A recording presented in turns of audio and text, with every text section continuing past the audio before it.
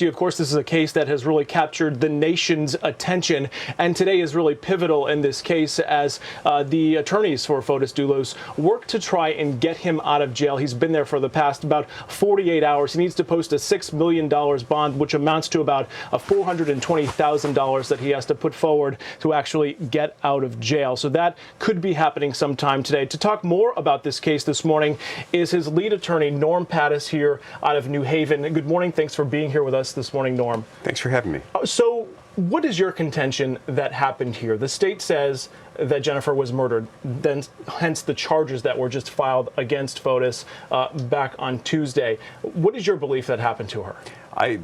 Based on the evidence, I don't know what's happened to her. Based on my discussions with Mr. Dulos, I don't know what's happened to her. I do not, based on the evidence, I don't think Mr. Dulos is guilty of the crime of murder. You've put forward a few different scenarios which you believe might have happened, your hypothesis. You put forward the Gone Girl theory, maybe she faked her own disappearance. Are those theories that you're contemplating in court?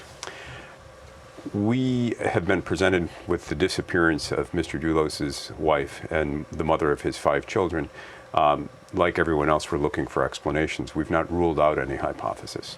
So at this point, there's no body. The state's case is purely circumstantial, which they mention in the affidavit. What are your chances, you think, of beating this crime? Excellent.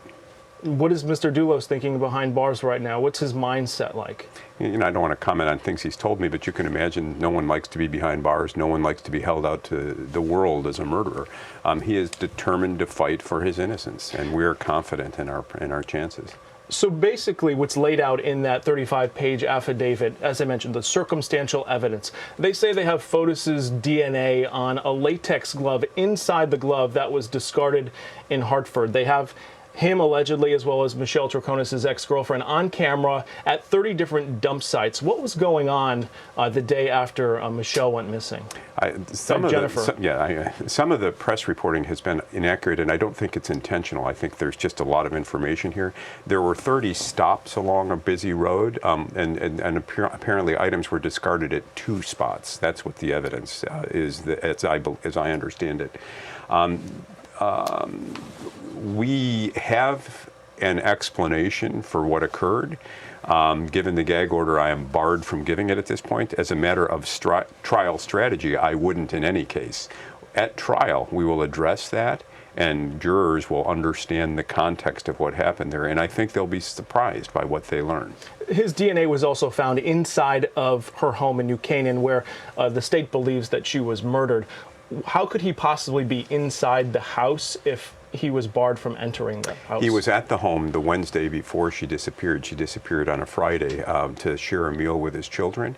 DNA is easily, and we don't know the sums or the quantity of DNA that was found at the various locations. You and I shook hands when we met this morning. There is some of my DNA on your hand right now. That's called transfer DNA. Probably not a lot, but enough to be detectable. Doesn't mean I was up to foul play when I shook your hand. So where was Fotis on May 24th in that morning? Does he have an alibi?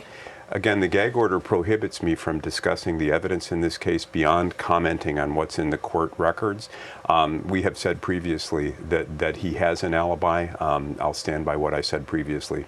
His 5 children obviously are with the grandmother right now. What is his message to his children? He's accused of murdering their mother. I love you. I wish I could see you. I'm not guilty. Okay, Norm Pattis, thanks very much for sitting down with us here this morning. Again, he's going to work to get out of jail sometime today. Norm tells me that is looking like it's a possibility. Of course, we'll stay on top of it and let you know what happens with the case. Back to you.